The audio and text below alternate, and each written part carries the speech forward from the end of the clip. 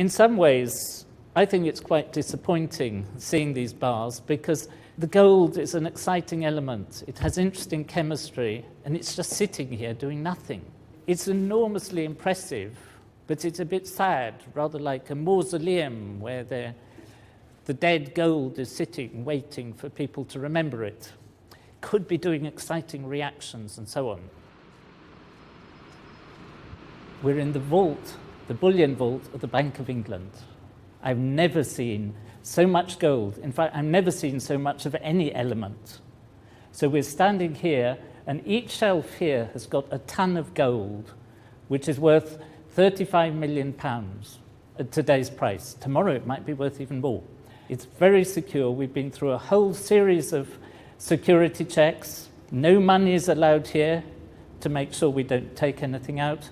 And so we're both really excited to be here. So the camera may be shaking with Brady's excitement. I've never seen large lumps of gold, and to see it all round is extraordinary. One's first reaction is that it can't possibly be real, because normally you don't see such things. Looks like chocolates in the duty-free at the airport or something like that. But these really are solid gold bars, and it's quite extraordinary. There isn't any smell because metals don't smell, and it's very quiet because of the thick walls and to keep it secure. The weather's been very cold recently, and I was ready to be shivering, but it's nice and warm. But I suppose gold colour also gives you a feeling of warmth, so it may be partly psychological. The reason why the bank has got this store is because not only the Bank of England, but other central banks like to keep some of their money reserves in gold because the price of gold is very stable, or the value of gold, compared to the value of currencies, which can go up and down. And so every country has a certain proportion of its reserves in gold. And if you look at the statistics, the UK at the moment has about 310 tons of gold in its reserves. But there's much more gold here than that, because it belongs to all sorts of people, not just to the Bank of England. This vault is part of a complex of different rooms. I haven't seen the other rooms, but all together, if you look at the bank's annual report, it's worth £197 billion. That is £197,000 million. And that's quite a serious sum of money. The people buy and sell the gold, and each block of gold has its own number, like your car has a registration number. And when people buy and trade the gold, they don't actually take the bar home, but just that number is transferred from the seller's account to the buyer's account. And the gold just sits here quietly.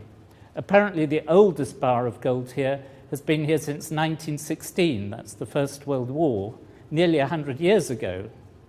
But the beauty of gold as a chemical element is that it's very unreactive. So it looks just the same now as it did in 1916. It hasn't tarnished, it hasn't got oxide layers on the surface, it hasn't started creeping, changing its shape and so on. So come over here because they've given me two bars that we can look at. So we've got two different bars of gold, which are both the so-called London good delivery bars, which means that their weight is in a certain limit range. And in fact, each of them has its precise weight put on them in a rather strange unit called a troy ounce. So this one is 399.100.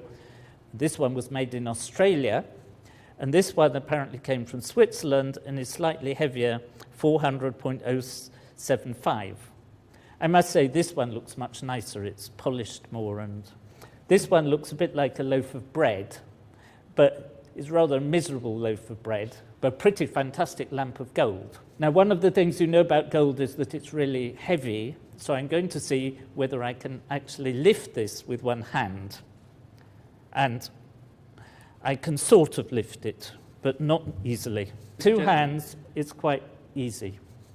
So this weighs, each of these in more understandable units, weighs something like 12.4 kilos or 28 pounds. So for those of you who use imperial units, that's 2 stone. Each of these is worth about £435,000. You could buy 2 quite nice houses for a block like this, or for a whole shelf of these, which contains a ton, you could buy 137 of the upmarket Rolls-Royce cars. So take your choice. These blocks are a bit like bricks, and if you took all the gold that had ever been mined and put them together like a construction kit to make a big block, you would end up with a block that was 20 meters cubed. That's 60 feet on each side, which would easily fit, for example, under the legs of the Eiffel Tower. Wouldn't look all that big just as a building on a street, and that's all the gold there ever has been. I did a little calculation on the way here that I weigh about the same as 6 of these bars of gold, which means that if I were worth my weight in gold, I'd be worth a bit over £2.5 million. I was a bit disappointed, thought I might be worth more, but still. So not only would all the gold ever mined fit here under the legs of the Eiffel Tower, it'd fit here quite easily. By my reckoning, that cube of about 20 metres in each direction would probably fit 3 times from there to over there. Same for each side, and you could probably stack it on top a few times as well. So not that much gold.